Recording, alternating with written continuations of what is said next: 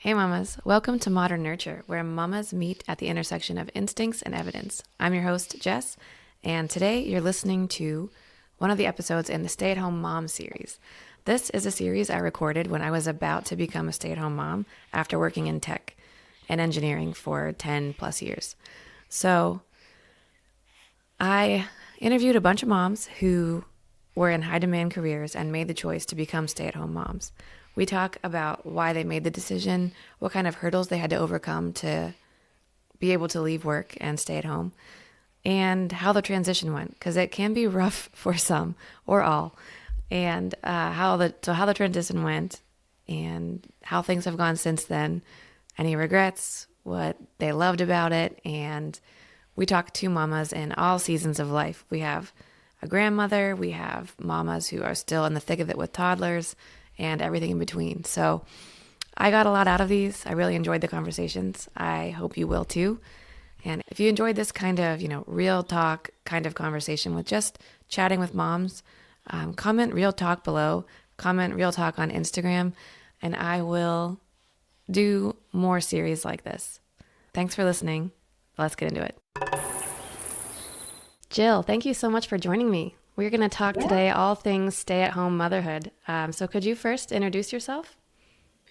I am Jill Tant, and I am Mayo Clinic certified health and wellness coach, and I own Waterfall Wellness Coaching. How many kids do you have? I have two kids. I have How? a 12-year-old boy and a 7-year-old girl. Okay, cool. Yeah, maybe we can just dig in. Can you tell me a little bit about what life looked like before you had your kids or before you started being a stay at home mom? Yeah, for sure. So before I had my son, he's 12, I was in corporate banking. So I spent about almost 15 years working in corporate banking, kind of started at the bottom and worked my way up that corporate ladder. Um, my husband and I are both only children, so Okay. we were kind of not experienced with babies or small children at all. We had a little bit of a hard time getting pregnant when we finally decided that we were ready for that. It took a little over a year for me to get pregnant with my son. And so I did, and everything was healthy and fine, and had him. And after I had him, I decided to go back to work. So he went into daycare at 12 weeks old, and I was still working in my corporate banking job. At that point, I was very busy. I was traveling a lot. My husband also traveled a lot with his job, and we were just constantly on the go. It was just felt like a whirlwind looking back on it. And when my son turned 3, I took a step back and said, you know what? I've missed the first 3 years of his life. I felt like it just flew by. How is he 3 already? I feel like I never get to spend time with him. I see him for 30 minutes in the morning, take him to daycare. By the time I pick him up and get home and dinner and bath, he's in bed. And then I do it all again the next day. And Mm-hmm. so just kind of had a epiphany there. A moment just went off in my mind that I didn't want to live a life like that anymore. I wanted to spend more time with him, and had a conversation with my husband. And luckily, we were able to have me not work anymore. And so that was a tough decision for me to make personally, because I had spent a large chunk of my life building up this career. And but once I made the decision and decided to stay home with him, I never regretted it for a moment. The first week I was home, I felt like I was doing something wrong. I felt like, oh my gosh, I'm supposed to be at work, or I'm supposed to be somewhere. But I never regretted it. I missed the people. I missed that adult interaction that I had with my friends at work, but never regretted the choice of staying home with him. And so he was 3 at that time. after being home with him for a little while, we decided we wanted to have another baby, and had I had actually had a miscarriage I'm in sorry. between the staying home and getting pregnant with my daughter. But I was able to get pregnant again with her, luckily, and had her and stayed home with her up until she was maybe 2.5. She did a little bit of preschool, then COVID hit, and everything was crazy at that point. So they were both home with me. My son at that point was in second or third grade, and she was a toddler, and stayed home. Had both of them, and he was in virtual school. She was home. That was a very busy, anxious time for me. And Oh, I bet. so she's 7 now, and yeah, it's been it was a good choice. It was the best choice I've ever made to stay home. How was it going from corporate banking where you had built something to just, it was kind of like a switch flipped and you were a stay at home mom? And you said it took you about a week to adjust. Is that how it went? Or was there like a long period of trying to figure out like, who am I now? What does my life need to look like? And like, how did you navigate that? Hey, mamas, I just wanted to pop in really quickly and let you know that I have written a children's book. It's called My Little Hands. This is an old proof copy. My new one's coming in the mail. It's called My Little Hands. It is inspired by Montessori practical life activities. And I've had this story in my head for a couple of years. It started when my daughter was a toddler, and I was setting up Montessori practical life activities with her, like getting a learning tower and letting her cut veggies with me and getting herself dressed and all of those types of things. So it just walks through the day and all the different things your child's little hands can do. It has a sweet little ending, and it also rhymes. I don't know if you know this, but rhyming is actually good for language development. And my kids love it. They also love realistic illustrations, and that's in here too. So if you want to support me, there's a link below to get a free copy of my book in exchange for a review. That would mean the world to me. And if you're catching this after the launch, then you can check out the Amazon link below too. I hope you check it out. I hope you love it. I can't wait to hear from you. Catch you later. And in case you're wondering why I'm kind of whispering, it's because I have my baby here in the carrier and he's sleeping very lightly. So I'm going to let him get back to a peaceful nap. Yeah, I mean, it definitely took longer than a week to adjust. I think the first week, really, I remember waking up that first morning of not having to go to work and just having that feeling of that I was doing something wrong, that I was, playing hooky or something like Yeah. that. But it definitely took quite a much longer than a week to adjust, and I really just kind of immersed myself into spending time with him because I had not really been able to do that up until that point.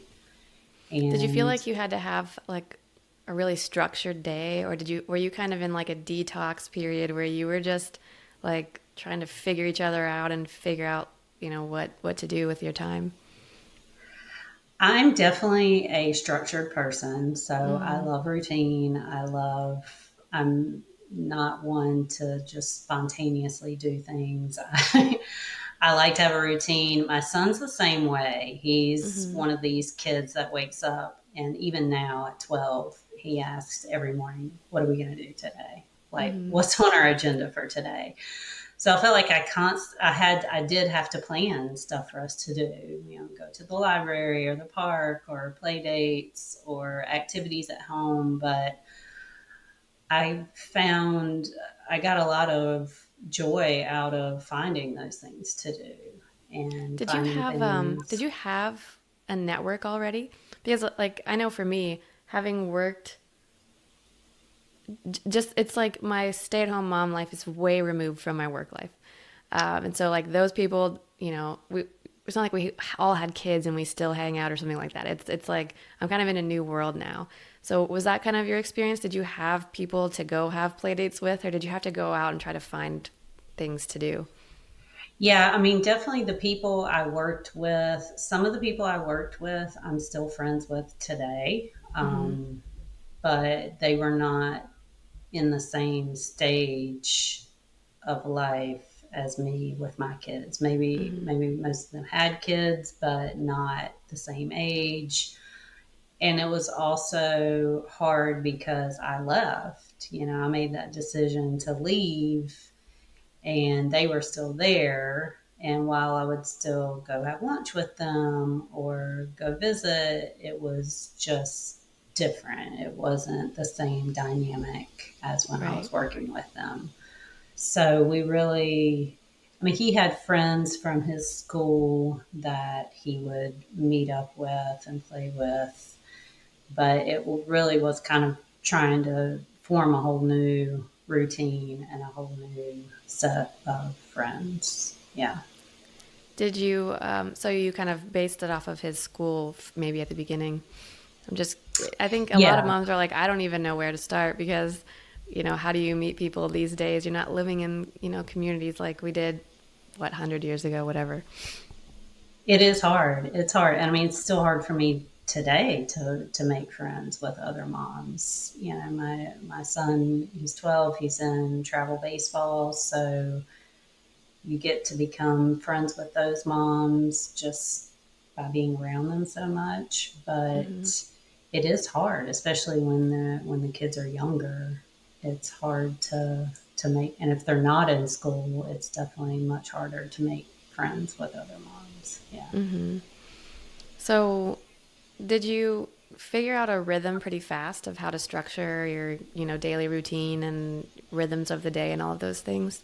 Was that something that came easy? How did you end up setting things up? I don't think it was easy. I mean, we kind of had our normal meal times. I think those kind of structure your day a little bit, and then just filling in the gaps in between there. And, like I said, I would try to find some sort of activity to do every day and try to get us out of the house most days. Of course, there were some days we would do stuff at home, but I mean, really was doing a lot of research on the internet. And there were things that I think over the 3 years when I had him and I was working, that I was like, I would see stuff and be like, oh, that would be fun to go do, and I kind of had an idea in my mind of different things I wanted to take him to do and try. And the things that he liked, we would do more of, and the things he didn't, we maybe would never, wouldn't go back to that. But just trial and error of filling our day with different activities. So it sounds like you are now in kind of a new entrepreneurial type of career. You're doing health coaching, I think you said. So Yes. how did the transition from just, focus on the kids, stay at home, and, to starting your own business, how did that happen? And like, when did you start to feel ready to do something else outside of, taking care of kids?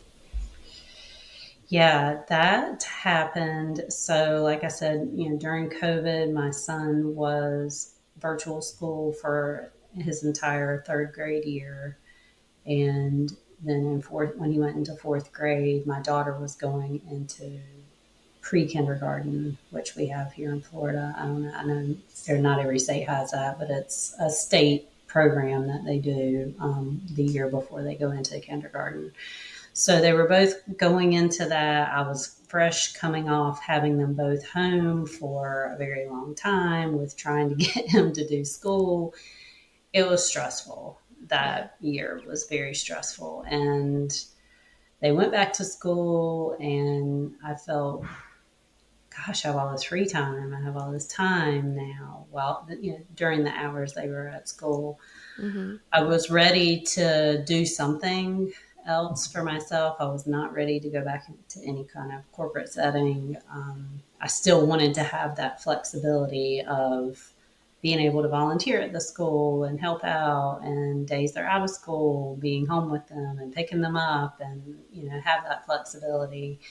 And over those years of having kids and being home, I became really passionate about health and wellness and fitness. And so decided to take a course through Mayo Clinic to get certified, and just kind of went from there. So it's been really good to to kind of be my own boss and set Yeah. my own hours and still have, something personally rewarding for me and to help other moms that are going through or have gone through some of the same stuff I've been through. Hmm. And so yeah, it's been a good experience. Yeah. I can kind of relate. I mean, I'm at the very beginning of my journey here. I probably mentioned it a few times throughout these interviews, but I have been working in tech for 7 years and some engineering jobs before that. And I really loved my job, and it was challenging, it was rewarding, fast paced, all of those things. But when I had my daughter, it's just like boom, priority shifted, and I had her during COVID, and so I've been able to manage working from home since COVID, and I feel like I got the best balance I could get out of the situation by working from home.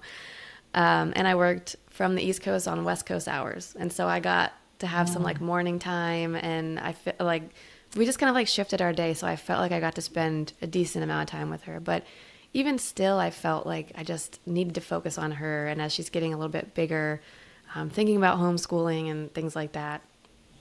And but it's hard to leave the job, but I'm really looking forward to having freedom and like the time and mental space to think about other things. And I think I need to let myself just ease into this and not try to take on too many things. That's one thing that I've heard from other moms too. Is a lot of times you feel like you have to fill up, like you have to like fill up all your time because you just left this job where you were contributing and you were bringing in money for the household and all of these things. And now you feel like you have to fill your day with running the house perfectly and maybe doing a side job so you still feel like you're contributing. And so I know I'm trying to like hold myself back from jumping right into things like that. But I can see the appeal of trying to do some kind of business venture when I'm through the baby toddler phase of my life. It's great hearing from moms who have made that transition. It seems like a popular transition, actually. Yeah, I mean, I can totally relate to what you're saying about feeling like you need to fill that void because I was so busy. And I think one of the things that I didn't realize when I was working full time is how stressed I was in that moment. And after not working for a period of time and looking back on it, I realized, gosh, I was really stressed out. I was feeling so much pressure to do all the things. And us as moms get so much outside influence of what we should be doing. We should be working. We should be staying at home. We should be, meal planning and making everything perfect and having all these, you know, constrictions put on us from everywhere else. And I think it's just so important to take a moment and find out what's important for you and why do you want to work or why do you want to stay home and and that's kind of what I did in the beginning is make that mental list for myself. What are my pros of staying at work? What are my pros of not working anymore? And of course, there's cons with both too, but it was a tough decision for sure. It wasn't a decision I made quickly or lightly, but like I said, it was probably the best decision I've ever made. I've never regretted it for for a moment. It was after That's I good did to it, hear. Yeah, I felt a lot of relief, honestly. that's good to hear. Looking back, do you have any just like moments that stand out of just like this is why I made this choice or this made it all worth it or anything like that? I think when my daughter was born, I was home with her through her entire babyhood, Mm-hmm. and I just got to be there for every moment, you know. And it's bittersweet because I was there for every moment with her, and I feel like I kind of missed a lot with him. of those early baby years. Yeah, I get I that. also, when he was born, I had some postpartum anxiety, depression stuff going on too. So that's a whole nother added level of intricacy there. But those moments, those are the moments you can't get back. Mm-hmm. And I just, I just relish that, and just being able to spend that time with her and seeing all those moments. And even though some of those moments are Difficult. frustrating and hard, Yeah. looking back on it, I'm so glad I was able to have that. That's really good to hear. I think that will give a lot of moms out there hope too. A lot of my audience is moms of little ones, and so it's kind of like you can't see the forest through the trees sometimes. Um, Yes. so you can tell us a little bit about the health coaching that you do. What kind of things do you help mothers with? Yeah, so I help moms with all aspects of health and wellness. So that includes physical, mental. So much of it is mental. I know, eating healthy and exercise are very important, but we can't really get to those until we address mental issues that are going on. We are all feeling the stress to be perfect moms. There's just so much out there that makes us feel like we have to be perfect, and no one's perfect. We see moms on social media and they make it seem so easy. Yeah, And I'm not working anymore, so now I have to be the Pinterest mom. yeah, exactly, exactly.